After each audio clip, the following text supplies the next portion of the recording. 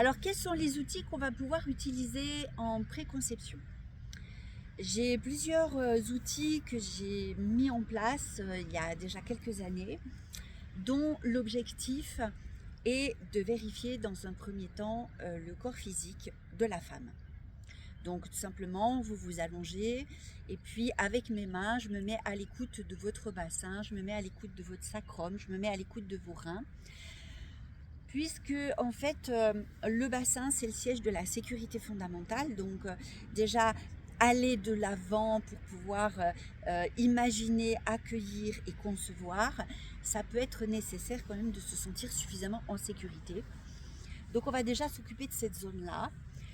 Et puis de la zone des reins, puisque la zone des reins, les reins sont porteurs des émotions, des peurs. Les surrénales, elles, sont des génératrices en fait d'adrénaline, de noradrénaline, qui vont faire que si on est trop en, en tiraillement ou si on est trop en crainte, en peur ou en mémoire de traumatismes importants dans le plan de l'insécurité, il est évident que ça va être compliqué de concevoir puisque nos organes génitaux sont en partie dans la sphère du petit bassin et en partie aussi dans la sphère en fait du hara, hein, ce centre de puissance, et de l'énergie des reins. Donc c'est déjà dans ces deux espaces qu'on va faire le point. Et puis ensuite, on fera le point avec l'ancrage, donc les pieds, la reliance avec la terre-mère, le fait d'avoir les deux pieds sur terre, même si après on a la tête dans les étoiles. Et évidemment également de l'espace du cœur, parce que ce cœur en amour pour soi va permettre de pouvoir concevoir beaucoup plus facilement et savoir quelle est la place. Donc vous voyez que je touche ici mon diaphragme, quelle est la place que je m'octroie, que je m'offre, et celle que je prends, ou celle qu'on ne m'a jamais donnée et que j'ai pas pu prendre. Donc on voit déjà que dans cet espace-là, l'étape d'après, ça va être probablement de travailler sur l'émotionnel. Pour travailler sur l'émotionnel, j'ai différentes approches qui sont souvent plutôt spontanées parce que quand je vous vois, ça va venir réveiller en moi un certain nombre d'effets miroirs.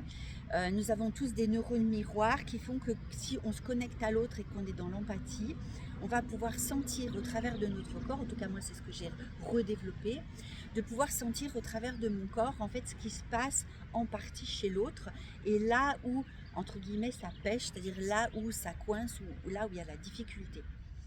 Et puis je suis accompagnée aussi par mes guides que je sollicite et qui aussi parfois me font des suggestions. Et on va du coup pouvoir avancer avec ces perceptions subtiles pour pouvoir travailler sur quelque chose qui est relativement subtil, puisque ça s'appelle les émotions et que c'est normalement en circulation.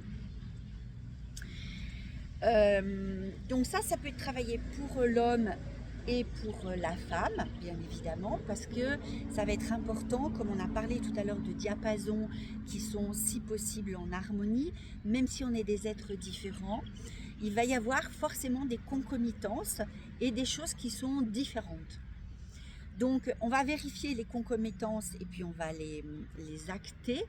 On va vérifier qu'il n'y ait pas trop de manque au niveau des centres énergétiques, on n'a encore pas trop parlé des chakras. Ces gares ferroviaires qui sont à l'intérieur de nous et qui vont comme émaner, comme engendrer tout un flux autour de nous qui plus il est fluide et plus il est élastique et plus la conception va être simple, belle, puissante et donc tout le reste qui va aller avec. Donc on vérifie ça chez la femme, chez l'homme. Et puis, comme très souvent, surtout s'il y a des difficultés de conception, il va y avoir comme des décalages, des disharmonies qui étaient là ou qui se sont créées pour 10 000 raisons différentes. Et à ce moment-là, on va faire des exercices de respiration, de conscience corporelle, un peu comme une forme de méditation introspective, mais à deux, pour pouvoir en fait se rééquilibrer au niveau de ses centres énergétiques et de pouvoir communiquer par deux outils, ce qu'on appelle la petite respiration et la grande respiration. Petite respiration, c'est une respiration en fait d'être à être.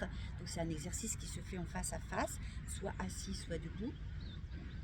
Et la grande respiration, ça va une fois qu'on s'est reconnecté dans l'espace de nos cœurs, de nos corps, puisqu'on se touche, de notre ancrage à la terre et de notre accueil en fait à l'énergie subtile que certains appellent divine. Dans tous les cas, oui, l'énergie, je pense qu'elle est divine. Elle est bonne pour soi. Et nous allons pouvoir aussi travailler par la suite la grande respiration, c'est-à-dire cette connexion de cet amour, de ce grand cœur du couple avec son soleil, sa lune, et de pouvoir en fait œuvrer dans ce mouvement énergétique d'amour. Voilà. Et s'il y a d'autres éléments à travailler, on verra à ce moment-là, mais grosso modo, c'est les outils qui seront utilisés en préconception.